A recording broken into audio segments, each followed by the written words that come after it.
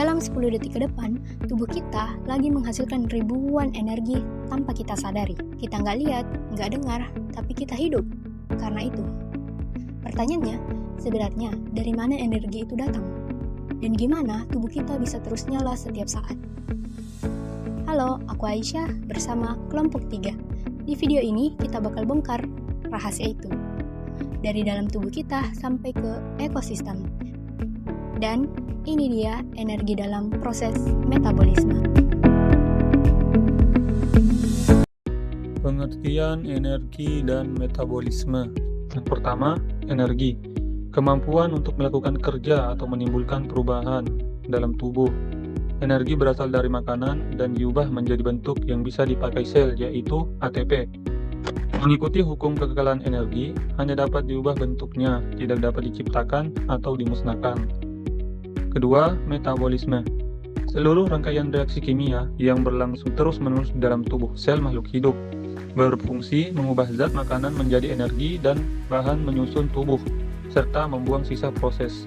Dikendalikan oleh enzim dan berlangsung sepanjang hidup. Jenis metabolisme. Yang pertama itu anabolisme. Disebut juga proses sintesis atau penyusunan. Proses pembentukan molekul sederhana menjadi molekul yang lebih besar dan kompleks. Membutuhkan energi dari pemecah ATP. Fungsinya yaitu pertumbuhan, perbaikan jaringan, dan pembentukan cadangan makanan. Contohnya sintesis protein, pembentukan lemak glikogen, dan pembentukan lemak tubuh. Kedua, katabolisme. Disebut juga proses penguraian. Proses pemecahan molekul besar dan kompleks menjadi molekul yang lebih sederhana, menghasilkan energi yang disimpan dalam bentuk ATP. Fungsinya menyediakan tenaga untuk semua aktivitas tubuh, contohnya yaitu respirasi sel, pencernaan makanan, penguraian lemak, dan protein. Nomor 3, energi dalam metabolisme ATP. Kita bahas tentang ATP atau adenosine triphosphate. Bayangkan ATP ini sebagai mata uang energi utama. Sama seperti kita butuh uang untuk transaksi sehari-hari, sel makhluk hidup butuh ATP untuk menjalankan semua fungsinya. Ada 3 fungsi utama ATP di dalam tubuh kita. Yang pertama, transportasi, yaitu memindahkan zat-zat penting keluar masuk melewati membran sel. Kedua, mekanik. Ini yang membuat otot kita bisa bergerak dan organel di dalam sel bisa bekerja. Ketiga, kimia. ATP memberikan dorongan agar reaksi kimia yang sulit terjadi bisa berjalan dengan lancar. Dan energi ini bisa bekerja dalam sebuah siklus. Ada yang namanya siklus pelepasan. Saat ATP kehilangan satu gugus fosfatnya, ia berubah di ADP. Di saat itulah energi dilepaskan untuk kita gunakan. Ada juga namanya pengisian. Sebaliknya, saat kita membakar nutrisi dari makanan, energi ini digunakan untuk mengubah kembali ADP menjadi ATP. Di sini, energi disimpan kembali. Nomor 4, yaitu respirasi sel atau proses pembentukan energi. Nah, proses untuk menghasilkan ATP tadi disebut respirasi sel. Tujuannya sederhana, mengubah glukosa dari makanan dan oksigen yang kita hirup menjadi energi atau ATP. Proses ini sebagian besar terjadi di mitokondria yang sering dijuluki sebagai pusat pembangkit listrik bagi sel. Ada 3 langkah besar dalam pembentukan energi ini. Yang pertama, glikolisis. Langkah awal pemecahan gula yang terjadi di cairan sel atau sitoplasma. Kedua, siklus Krebs. Sisa-sisa gula tadi diolah lebih lanjut di dalam mitokondria. Di tahap inilah gas karbon dioksida CO2 dihasilkan. Yang ketiga, transport elektron. Ini adalah tahap puncaknya, di mana ATP dihasilkan dalam jumlah paling besar. Tahap ini sangat membutuhkan oksigen. Pengertian piramida ekologi. Piramida ekologi adalah diagram berbentuk piramida yang digunakan untuk menunjukkan hubungan antar tingkat trofik atau tingkatan dalam rantai makanan dalam suatu ekosistem berdasarkan jumlah energi, biomassa, atau jumlah individu. Secara sederhana, piramida ini menggambarkan bagaimana energi dan materi berpindah dari produsen seperti tumbuhan ke konsumen hewan hingga ke tingkat tertinggi. Jenis-jenis piramida ekologi. Yang pertama, piramida jumlah, menunjukkan jumlah individu pada setiap tingkat trofik. Yang kedua, piramida biomassa, menunjukkan total berat organisme di setiap tingkat trofik. Yang ketiga, piramida energi, menunjukkan aliran energi yang berpindah antar tingkat trofik.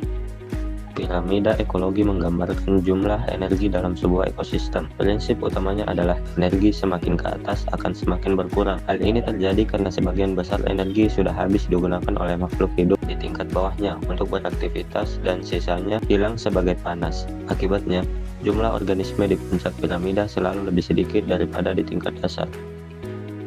Daya dukung lingkungan adalah batas kemampuan maksimal suatu lingkungan untuk menopang kehidupan di dalamnya. Intinya adalah keseimbangan. Selama jumlah populasi tidak melebihi persediaan makanan, air, dan ruang yang ada, lingkungan tersebut akan tetap stabil. Jika populasi melampaui batas ini, maka daya dukung akan rusak dan memicu ketidakseimbangan ekosistem. Contoh daya dukung lingkungan. Daya dukung lingkungan adalah kemampuan suatu lingkungan untuk menopang kehidupan makhluk hidup di dalamnya. Misalnya di hutan. Hutan menyediakan makanan, air, dan tempat tinggal bagi berbagai hewan. Semua kebutuhan itu membuat makhluk hidup bisa bertahan dan berkembang. Namun, jumlah sumber daya di hutan tidak terbatas. Artinya, hanya ada jumlah tertentu makhluk hidup yang bisa ditampung agar tetap seimbang. Kalau jumlah hewan masih sesuai, ekosistem akan berjalan stabil.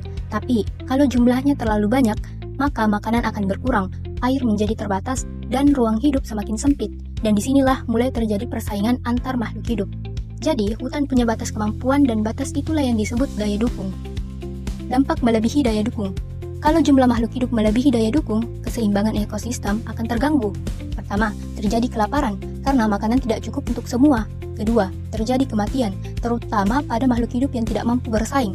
Ketiga, terjadi kerusakan lingkungan, seperti tumbuhan yang habis dimakan dan tanah yang menjadi gundul. Akibatnya, keanekaragaman hayati bisa menurun dan ekosistem menjadi tak stabil. Intinya, ketika jumlah makhluk hidup tidak sesuai dengan ketersediaan sumber daya, maka masalah akan muncul secara berantai. Daya dukung juga berlaku di sawah, yang merupakan ekosistem buatan manusia. Sawah menyediakan padi sebagai sumber makanan, air irigasi, dan juga menjadi habitat bagi organisme seperti serangga, tikus, dan burung. Namun, sawah juga punya batas kemampuan. Jika populasi hama meningkat terlalu banyak, tanaman padi bisa rusak dan hasil panen menurun. Selain itu, penggunaan air dan unsur hara tanah yang berlebihan bisa menyebabkan kesuburan tanah menurun. Akibatnya, bisa terjadi gagal panen dan ekosistem sawah menjadi tidak seimbang. Kesimpulannya, energi sangat penting bagi makhluk hidup dan diperoleh dari makanan. Energi ini mengalir dalam ekosistem melalui rantai makanan, namun jumlahnya semakin berkurang di setiap tingkat. Di sisi lain, setiap lingkungan memiliki daya dukung atau batas kemampuan dalam menopang kehidupan. Jadi, kunci utama keseimbangan ekosistem adalah jumlah makhluk hidup harus seimbang dengan ketersediaan sumber daya. Kalau keseimbangan ini terganggu, maka dampaknya bukan hanya pada makhluk hidup, tapi juga pada lingkungan itu sendiri. Nah, sekarang coba kita diam sebentar. Rasain nafas kita, detak jantung kita, semua itu lagi terjadi sekarang. Tanpa kita suruh, dan semua itu butuh yang namanya energi.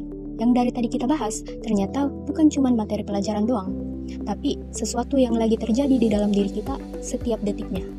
Mungkin kita nggak sadar, tapi tubuh kita nggak pernah berhenti bekerja. Jadi, setelah video ini selesai, coba ulang lagi dari awal, dan lihat betapa hidupnya diri kita dari dalam. Kami dari kelompok 3 pamit undur diri, sampai bertemu di pembahasan berikutnya. Wassalamualaikum warahmatullahi wabarakatuh.